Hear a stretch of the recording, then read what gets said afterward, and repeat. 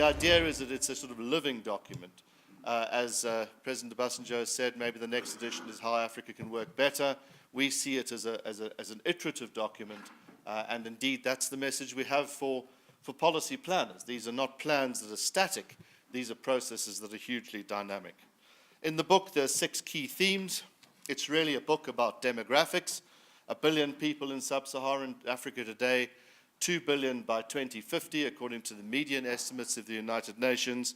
It's not just about absolute numbers and the need for changing the way in which we go about doing things. It's about also where people will be living. 80% of that increase will be in African cities. These are going to become dynamic centers of change, hopefully for the positive if we plan for them better, but undoubtedly for the negative if we don't. Lots of young people congregating together, connected, are not a recipe for political stability necessarily. And of course that leads to the second fact. This is really a book about the next generation. It's about what we're going to do with and for that next generation. Africa's youth population is about 16–17% of the global youth population today. In 2025, it's going to rise to about 1/4. By 2050, it's going to be nearing half of the world's youth population. There's a tremendous pressure for creating jobs, and for that you need to skill people correctly, and you need to create the right environment for growth. It is fundamentally, that's the third point, a book about jobs.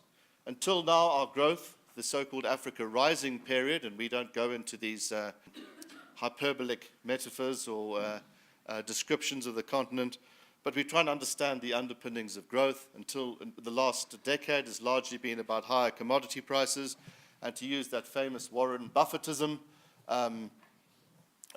we know now who's been swimming naked as the commodity prices have gone down or as the tide has gone out, and a large number of countries have been swimming naked. But even so, even with high growth, commodity prices don't provide the sort of growth or the jobs that we need, and we need a different solution. And this book goes into a whole variety of different sectors to look at how we might create jobs for this new youthful cohort. It is, as I've said already, fourthly, a book about policy and plans.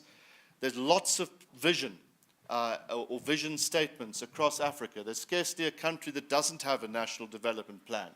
Last year we were working in Zambia. There were 6 national development plans since independence, all of which we went through. Malawi has had several. We, of course, have the NDP. They have long lists of things to do. They have pretty excellent diagnosis for the most part about the problem, but the how is virtually always missing. And certainly the political will is generally not there to execute against these visions and plans. We had a round table on the book. We had it peer reviewed about 9 months ago.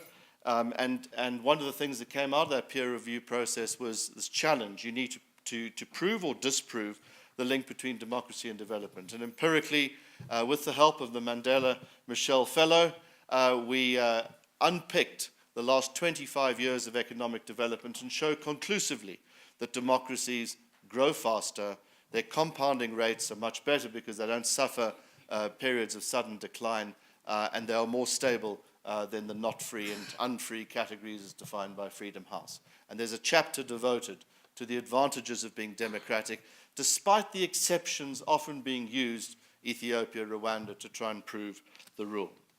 And then finally, this is about a book about skills and technologies, I've said, with the sector-by-sector focus on agriculture, mining, services, banking, tourism, and manufacturing as well.